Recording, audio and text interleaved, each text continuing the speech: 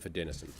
Speaker, I present the Competition and Consumer Amendment, Paper Bills and Statements Bill 2017 and the explanatory memorandum.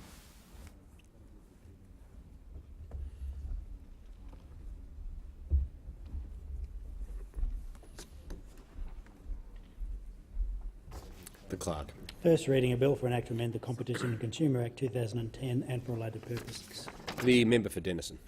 Speaker, I move that this bill be now read a second time. Speaker, it goes without saying that technology is a wonderful thing. Technology gives businesses the opportunity to operate with much greater efficiency, hopefully be more profitable, hopefully employ more people. Of course, technology gives consumers the opportunity to have much greater access to goods and services, hopefully at a better price. So it's a good thing. But technology is no good for consumers, Speaker, in some situations. For example, it's no good if it limits choices. And I'm sure I can speak for many members when I say that it's not unusual for constituents to approach us and say they're dismayed by the lack of counter services, say with government agencies, say with Centrelink and Medicare and so on. I know a particular problem in Tasmania, in Hobart, was getting rid of the counter service for seniors at the Centrelink office because the government and indeed many businesses are increasingly going online and getting rid of the face-to-face contact which we've had in the past, which many people have grown accustomed to and rely on. Of course, it's no good for consumers when technology allows them to hide misconduct. And I'm very pleased that this Parliament has now taken some action to clamp down on the airlines in particular, gouging on credit card fees. You see a cheap airfare and you go to book it and all of a sudden you're up for another $7 or $14 or $21 to use your credit card, even though you know full well that the cost of the airline is a tiny fraction of that. We still have the problem that with hire car companies, you see an ad, $49 a day to hire a car. By the time you've finished your online booking, you seem to be spending near on $100 a day to hire the car. Another problem with technology, Speaker, is the increasing practice of some companies, seemingly many companies these days, where they're only offering electronic statements, or they are offering paper statements, but they are charging customers to get those paper statements. Now, I've received many complaints about this increasingly commonplace practice, Speaker, and that's why I stand here today. And again, I think I speak for many of my colleagues in this place, that there are many members of the community, many of our constituents are increasingly concerned with this practice of companies only offering electronic statements, not asking the consumer if they're happy with that, and if they do offer paper statements, charging those customers to get a copy of that paper statement. This is a problem for all sorts of reasons, not just that people don't like change, although that's relevant. For a start, some people just simply don't have the internet or email, or if they do have the internet, it may not be reliable enough to ensure that they will always get a copy of that invoice, whether it be an electricity bill or a phone bill or a water bill or whatever. Some people, regrettably speaking, just can't afford to have the internet or access to email. Now, that might seem a remarkable proposition to us in here, on the very big wages that we're on, but of course many of our constituents, many of my constituents, they don't have a spare several dollars.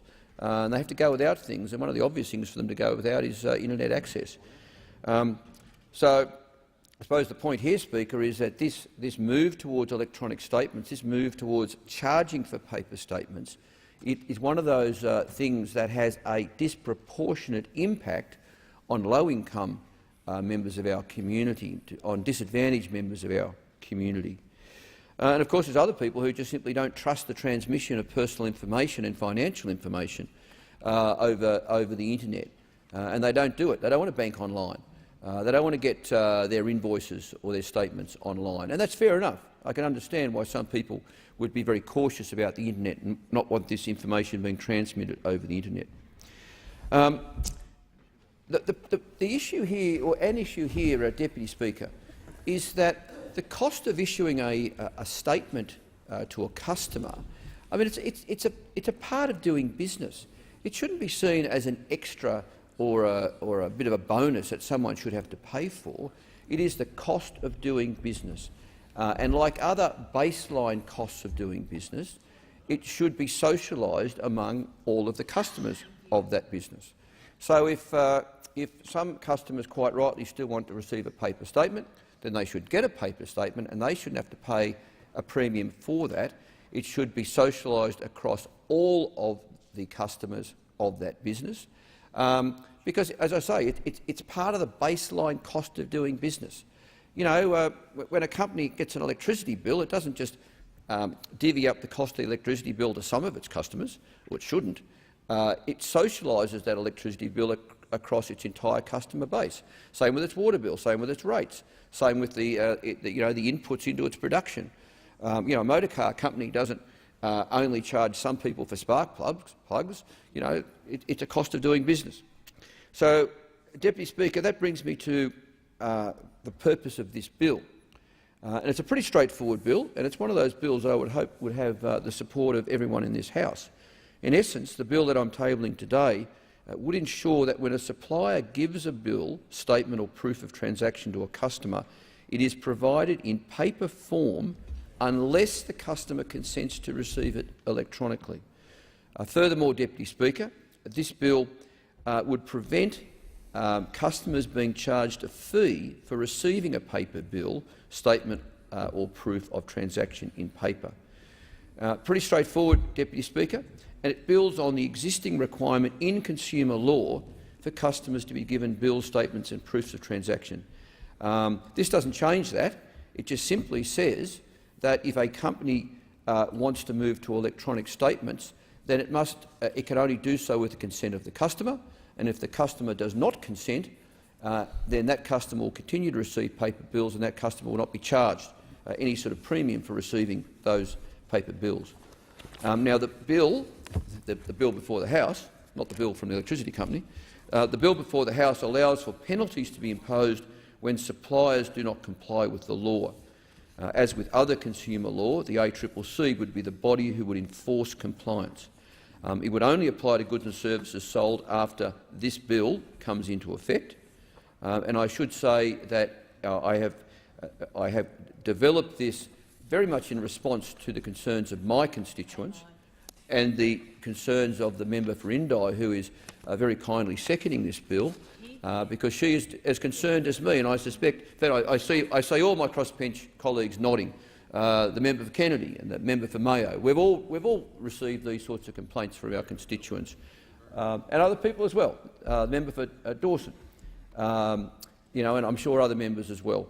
It is all very, very straightforward. I would like to acknowledge the Keep Me Posted campaign, which has been very exercised about this matter, and I know they've been lobbying many, if not all, members of this House.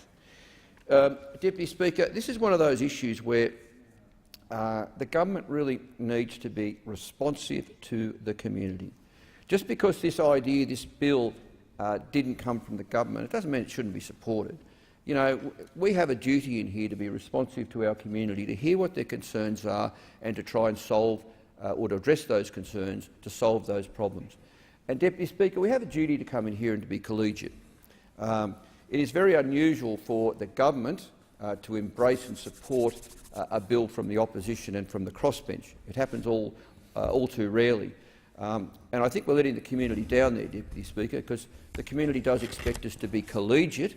When we see a problem, we should fix it.